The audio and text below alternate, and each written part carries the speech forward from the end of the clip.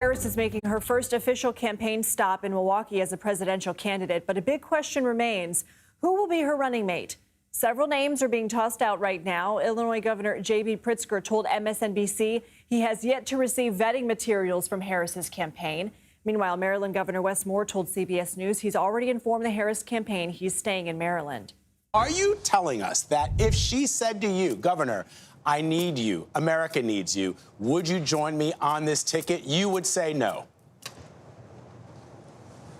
I would do anything to make sure that the vice president becomes the next president of the United States, but I'm not going anywhere. I've said very clearly and very directly to the team that I love my job. Joining us from Washington is Hyma Moore. He's the former director of the office for the chairman of the Democratic National Committee. Hyma, thank you for being with us. You know, Democrats, they have to move at a breakneck speed to make sure they have everything in place. What momentum do they have, and what challenges are they facing? Hey, Lindsay, thank you so much for that. No, you're absolutely right about that. There's a lot that has to happen in a very short amount of time. I've spoken with friends at the DNC, and the chairman who wants to have a very transparent and fair process to ensure that Kamala Harris becomes the nominee in a way that she's earned. There are a couple challenges. You know, they want to make sure that they are prepared for the August 7th sort of internal deadline that they've created. They want to make sure that they're ready for the convention in just a few weeks. But they want to make sure that the delegates and the people and the members of the party have a say-so in this process. And so there's a lot of things that have to happen this week. And one of the things that's already happened is President Biden has already signed over the Biden Victory Fund to the Harris Victory Fund. And so those things are starting to happen, but there are a lot of technical things that have to happen, too, over the course of the next 24 hours. Well, it sounds like a big driver of the conversation we are going to be having for the next few weeks will be that of a running mate. Do you think that the Democratic Party and Vice President Harris will wait until the convention to build up that excitement, that anticipation, much like Trump did with Vance? And what do you think she needs to consider when making that choice?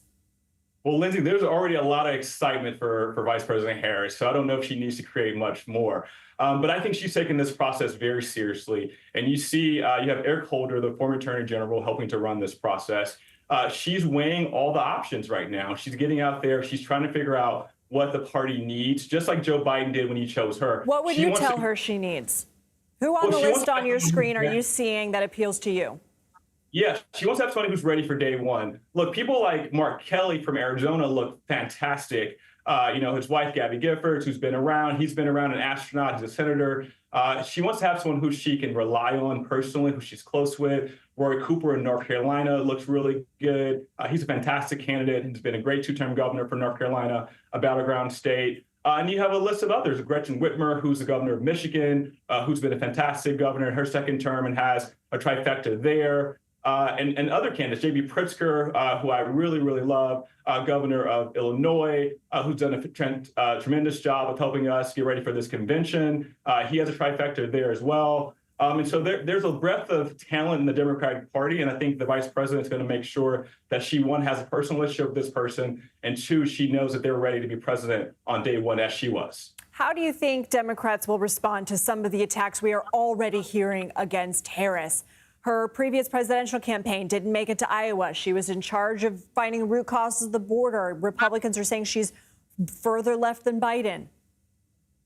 Yeah, I think Vice President Harris has learned a great deal over the last 3 years, so that's just one thing. But I think the Democrats want to make sure that they understand and want to communicate a couple of things. She was right there with President Biden as he was saving the country from COVID, as he was forgiving more student loans than ever before, as he was lowering the cost of insulin $35, lowering the housing costs, appointing more Black judges in the history of federal judges ever than any other president, and rebuilding the country, water, roads, bridges, internet. And so she was right there with him. And I think she's going to rely on that experience as the vice president, as someone who's done more for the country that she believes than any other administration in the history. So those are going to be things that are going to come out.